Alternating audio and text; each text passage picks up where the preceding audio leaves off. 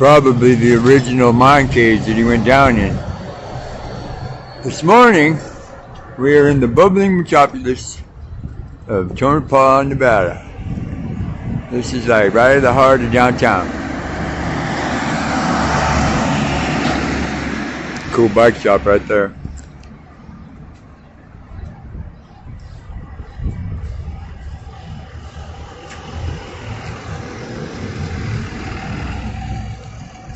Alright. And then it goes on up the road and it goes that way toward Cali. But this morning, we're going that way. We're going to Reno. We had to stop here because right here behind the Belvada Motel, there's Dr. Peterson's office. Right, both Mom and Treasa. They have this is old Big Bill's funeral procession right here. That's him. Anyway, they have doctor's appointments this morning, and then Treasa has another doctor's appointment this afternoon in Reno. And then, you know, the whole point of the trip is we're going up to see Dad, who's in the hospital in Reno. He's up there in the Reno or someplace up there, right? And we're going to visit him for a couple of days until Friday, and then we're going to come back, right? In Nevada, there's a couple of ways to do things. Right? The old saddles and stuff. There's a lot of old cool stuff here in Tonopah. Look at that old wedding dress. Right? But in Nevada, because everything is all spread out, right? And you got to travel miles and miles and miles to get to a town. I mean, like so far this morning, we've traveled like 53 miles already, right, just to get to here, right? For these doctor appointments. And we showed up late because, we had to stop along the way, right? You know what I'm saying? And that, took 15, 20 minutes, right? And, so that puts my schedule because, right? Anyway, so,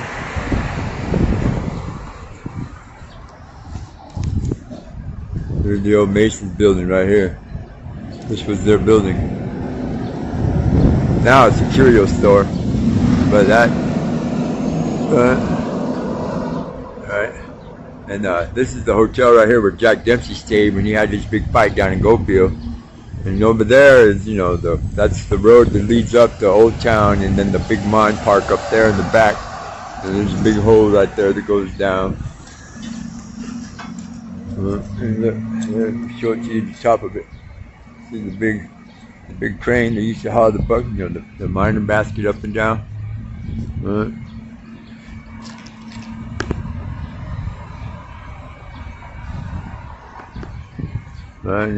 Jim Butler Motel. There's Jim Butler days, you know what I'm saying? He was a big, big time cowboy rodeo guy. He's real big here in Nevada, right? So, and it's Memorial, it was just past Memorial Day weekend, right? You know what I'm saying? So, Tonopah's, pretty cool little town. It is, right? I mean, like they redid this building. Trish told me they redid this building a few years back. And back to its former glory. This is what it actually looked like back in 1906. But anyways, right, the point of this video is this, was that in Nevada, there's a couple of ways to do things. You can either, call them up on the phone and handle your business, saying state or federal or whatever, Social Security, I'm trying to do my food stamp card and I'm having a hard time with that, or, you get in the truck, you get in the car, and you drive to the nearest town, right, where, there's somebody working in the office somewhere, right, that can handle your business, straight face to face, right, and sometimes you have to call ahead, right, to make sure that they know that you're coming, right, because, Nevada, there are a lot of people that live out in the rural areas, right, in the nowhere, right, like us, like where we used to live out there at Blue Springs Road. It wasn't just us. I mean, there were neighbors all around us, right? I mean, we had neighbors as far away as 3-4 miles, but we had, but there were a lot of people, right? There was probably, I don't know, in that little vicinity, there was probably, 500 people or so living in that, right there along the edge of the old dry lake bed, the salt marsh. Right here in Tonopah, it's a pretty good sized little bubbling metropolis. you know, 15, maybe 25,000 people tops, maybe. You know, mine shafts everywhere. People lived here for their whole lives, generations. You know, saying Tonopah back in the day was, you know, a really important center. You know what I'm saying? Back in the early 1900s, you know, all the way up until the 40s before the war, right? I mean, and there's still a lot of mine activity here. Now, as we drive, you know, when we take off that way, and go around, we're going to go down the mountain, and we're going to go into Hawthorne, and from Hawthorne we're going to go up to Reno. We're going to go around the back way, which is a little bit shorter, but it's still, you know, 200 miles from here, right? And so, you know, in order for us to take care of our business, right? Because Tonopah doesn't have a hospital, you know, they have a hospital, but you know, right? They send everybody to Fallon, right? Or Reno. Right. So I mean, and then in the big cities, Vegas, Reno, Sparks, Carson City, you know what I'm saying, Tonopah, Ely, right? Most of the major cities, right, is where people have to drive to, depending on whatever county you live in or where you live at. You know what I'm saying? To get to your, you know, to the place where you got to handle your business, your doctor's appointments or whatever, right? And you have to plan your trip. Like we knew we were going to do this, like, you know, last Thursday, Friday. And we solidified the plans. We knew what we were going to do. Everybody's ready. We all got our stuff packed. Because we're going to stay in Reno for a couple of days because his sister, right, is paid for the motel room for us to stay for 2 days so Mom can visit with Dad, right?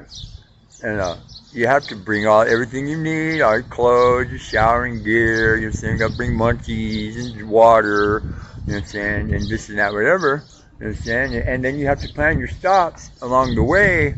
You know, you know, for bathroom breaks, cigarette breaks, you can't smoke in the truck, you know, you need some food. I mean, like when we leave here, because they're doing blood draws. When we leave here, we're going to go right down here to Burger King, we're going to get some breakfast sandwiches, and then we're going to hit it. Poof. In the next couple of hours, right, I'm going to be driving that way towards Hawthorne, right, and Reno, right? So we got to be there by 3 o'clock. Right? I mean, so when, you know, the whole thing is under a time constraint to begin with. Right, and when you start out late, or you got to stop, you know, unscheduled stop along the way, right, and they kind of throw things out of whack, you know what I'm saying, and then people get mad, you know what I'm saying. I mean, we were 12 minutes late getting here, right, for Mom's appointment, and for Treasa's appointment, and Mom's appointment is like, you know, 20 minutes later. I mean, that's why we brought them together, right, you know, but you know, they're in there throwing a fit. I mean, you're late, you know what, the person that draws the blood at the phlebotomist works here. What the hell?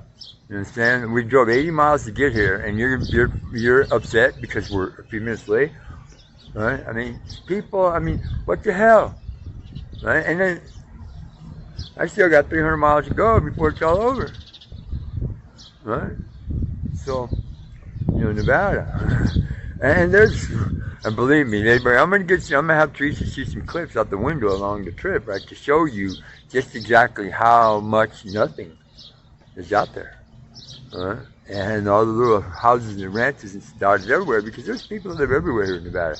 I mean, yeah, there's some, you know, radiated parts and there's, you know, military parts, because 80% of Nevada is owned by the federal government, right? One way or another, either it's, you know, military, right, or it's Navy, right, or you know, it's BLM land, or it's forestry land, it's state land, and then the other 20%.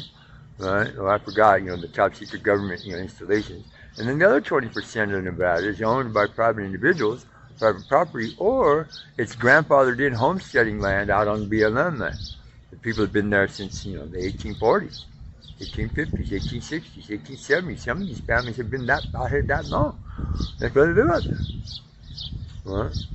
Well, Nevada is, you know, it's a pretty cool place. I like it. I like it a lot. Right now it's warm, it's sunny. 72 degrees, you know, a slight breeze, right? And, you know, going road trip. Anyways, this is me, Brian, right? And I hope you guys, you know, enjoyed this little video, because, you know, I'm pulling a couple of tricks out of my sleeve to make it work right. You know what I'm saying? So, this is me, Brian. Good morning. Shoulder down forward. I am.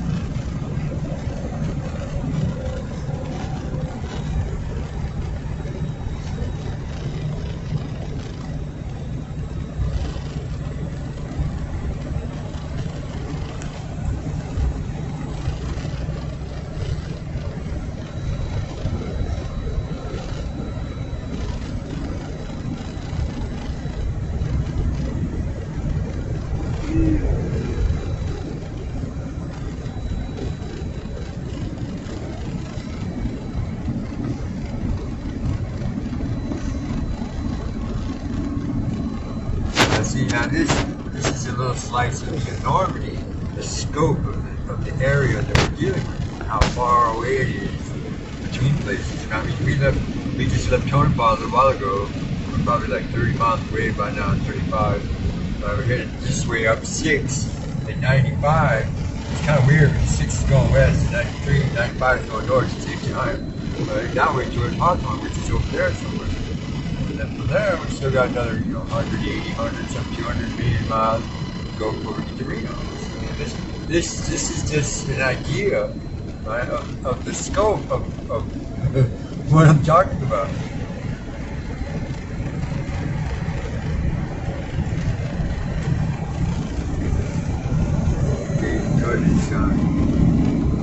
Okay, so here we are. Actual drive time, we're about 3 hours or so into the trip. We're about 25 miles or so from Fallon, which is about 40 miles or so from Reno. We decided to stop here at the new dispensary slash convenience store slash fuel stop slash restaurants. And I mean, look at this, we're still in the mountains. So that's what I'm saying. See, and we still haven't even got there yet. No, ma'am. She went. You see where the little sign says drive-through right there? She went around that wall and into the door.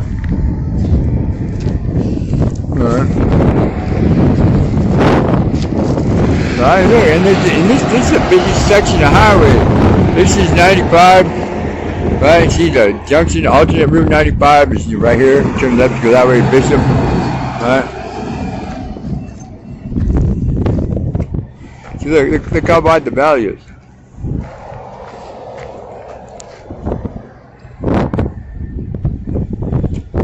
See, there's a lot of nothing out here. But if you look, there's people living everywhere. Pretty cool logo, huh? Well, anyways, so we probably still got about another hour or so. We're gonna stop here for probably 30 minutes or so. Just reaching inside, cruising in the weeds. Mom just went in to see if she could find some CBD gummies. Me, I'm out here, you know what I'm saying? Because, I've been in weed stores, they're all the same to me. And besides, I don't have any money, and, if she asks me what I think, we'll buy it all. Yeah, summertime.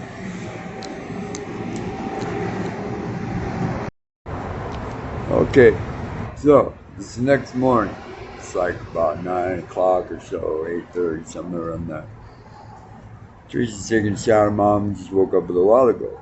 Okay, so we stayed here last night, at the Travel Lodge, Wyndham thing, Garden, Hotel, whatever. So the whole trip took us like around 6.5 to 7 hours, roughly. You know what I'm saying? I mean, we stopped here, we stopped there. You know what I'm saying? We had to go to Tonopah. I mean, you guys know what happened. All right. We're gonna stay here for 2 days. All right. Visit with Dad.